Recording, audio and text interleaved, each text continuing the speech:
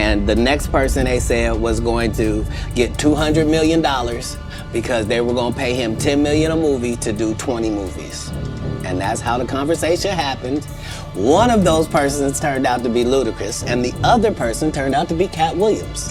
If you would have listened to the things that I told you in the backstory before even going through this, as I was so transparent to tell you my dreams, my ambition, my backstory, because you wanted to know what is it that I have I had experience in this field, and I told you where I want to go. Things could have went a different route. Y'all, there are some absolutely wild allegations about Diddy's private parties, and chilly when I tell you this story gets messier with every single detail. Woo! Listen, we've been hearing whispers about what goes down at these exclusive Hollywood gatherings for years, but what's coming out now? Baby, it's about to shake the whole industry. Word on these premium Hollywood streets is that Diddy's private parties weren't just your regular celebrity gatherings with champagne and caviar. According to some very well-placed sources, these events had some very specific requirements, including intimate encounters with trans women. But hold on to your wigs because this tea gets even hotter. Apparently, none other than Bobby Valentino was a regular participant in these situations. The sources are saying Bobby and Diddy were allegedly involved in intimate encounters together with trans women of their choosing. And baby, when I tell you this is just the tip of the iceberg. Now, here's where things take a dark turn. Some sources are claiming, and I mean claiming with capital letters, that not all of these encounters were consensual. Even worse, sometimes these women weren't even compensated for their time. The audacity of it all. But wait, because this next part will have your jaw on the floor. Apparently, Diddy made it a non-negotiable requirement for people to participate in these encounters if they wanted to attend his parties. And if someone dared to say no, Chile, their entire career could vanish faster than your ex's text messages. This might explain what happened to Bobby V's career. Remember when he was on top of the world? Then suddenly, poof! Bobby V, y'all. Back up for me. Back up. Get out my house. Get out my house. Get out my house. Bobby V, y'all. Bobby Valentino, running. You forgot your shoes and your keys. Now let me take you back to 2017 because that's when this whole situation started unraveling like a cheap sweater. Bobby V found himself making headlines for all the wrong reasons after allegedly refusing to pay someone for their time. But honey, this wasn't just any regular scandal. The woman in question was Reima Houston, and she caught Bobby on camera doing something I still can't believe. Running out of her house with no shoes, no keys, just pure panic. The drama that exploded next was like a season finale of your favorite reality show. Bobby's team came out guns blazing, claiming he had absolutely no idea Reima was trans and completely denied she was providing any kind of services. His representatives were working harder than a personal trainer in January, releasing statements left and right about how this was all just an extortion attempt after she recognized who he was. Bobby wasn't playing around either. He marched straight to the police station like he was on a mission. Then he slapped Reima with a lawsuit so fast it would make your head spin. In those court documents, Bobby claimed he never gave permission for that video to be taken, saying it was all part of a calculated money shakedown scheme. But hold up, because Reima's version of events, completely different. According to her, and baby, she came with receipts. Bobby was already following her on social media before they even met at his club event. She claims he invited her and her friends to the VIP section, making her think they were going to discuss business because Bobby was supposedly interested in working with her professionally. And here's the gag. She says she was completely upfront about being trans from the jump, and Bobby allegedly said he was totally fine with it. But when they met at her place later, chilly, instead of having that business meeting they discussed, Bobby allegedly started taking off his clothes. Can you believe? That's when she grabbed her phone and started recording. This is Houston. If you can look to our camera, if those were Bobby Valentino's eyes, what would you tell him right now, knowing what you know and have gone through what you went through? If it was to be business, as was stated, things would have never went the direction they went. If you would have listened to the things that I told you in the backstory before even going through this, as I was so transparent to tell you my dreams, my ambition, my backstory, because you wanted to know what is it that I have I had experience in this field, and I told you where I want to go.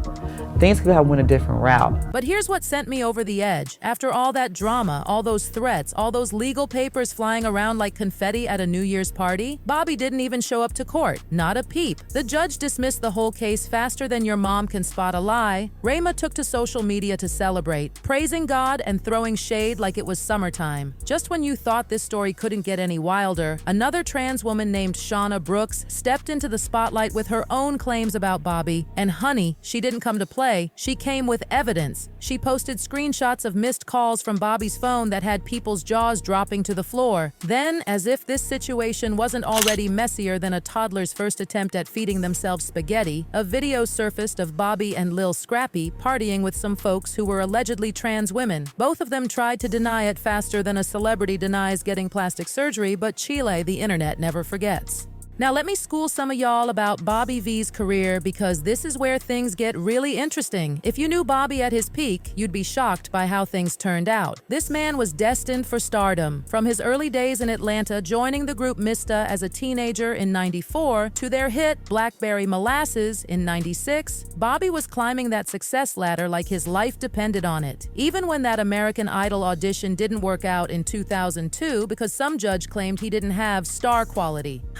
The shade of it all. Bobby didn't let that stop his shine. He recorded those 3 demos that found their way to Ludacris and Baby. That's when things started moving like a runway model. When Bobby dropped his self-titled album in 2005, Chile, it sold over 78,000 copies in the US, went gold, and Slow Down was climbing charts like it had wings. He was collaborating with Lil Wayne, appearing on Luda's tracks. Everything was looking brighter than a diamond under spotlights. But here's where the plot thickens like day-old gravy. According to sources deep in the industry, there was way more going on behind those studio doors than just music. Apparently, Bobby was being pushed into situations he never signed up for, with Luda allegedly offering him up to people like Diddy in the name of creating opportunities. The manipulation of it all. Are you related to Luda? No, so there was a crossroads where we were both invited to an Illuminati thing, and it had to be one or the other of us, and decisions had to be made. So it was both of us, we were equal. One of us had to cut off all their hair and couldn't do the sideburn thing no more with the points. And the next person, they said, was going to get $200 million because they were gonna pay him $10 million a movie to do 20 movies. And that's how the conversation happened. One of those persons turned out to be Ludacris, and the other person turned out to be Cat Williams. Y'all remember what Cat Williams spilled in that Club Shay Shay interview? About that $200 million movie deal that came with some very specific requirements? According to Cat, while he wasn't willing to play those games, Luda supposedly took that deal. And that's why his acting career suddenly took off like a rocket. Now, one person ended up with a light-skinned, ugly-faced wife that's never done it. Remember I told you that if I say that it applied to 7 people? Yes. It's part of what they give you. Okay? I didn't get it. I'm not mad about it. How much money they give? 200? Sir, Fast and Furious is on what number right 10. now? It's like a twisted Hollywood formula, honey.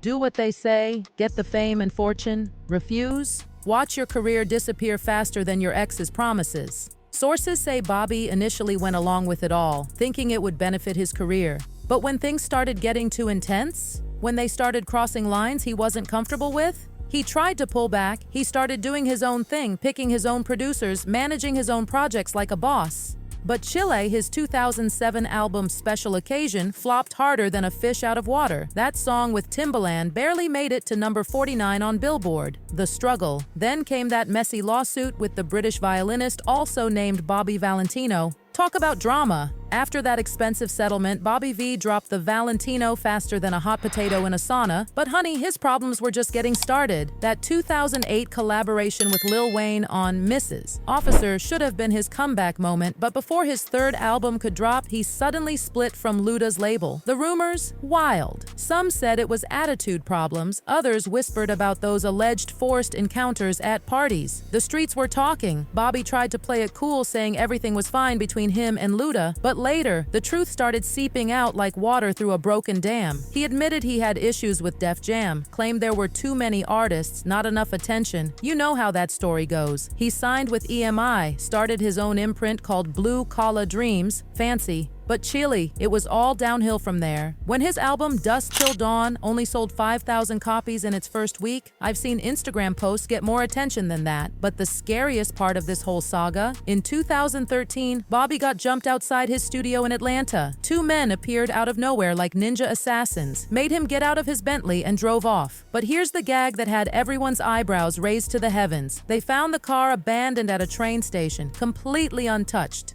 It wasn't about the car at all, it was about sending a message.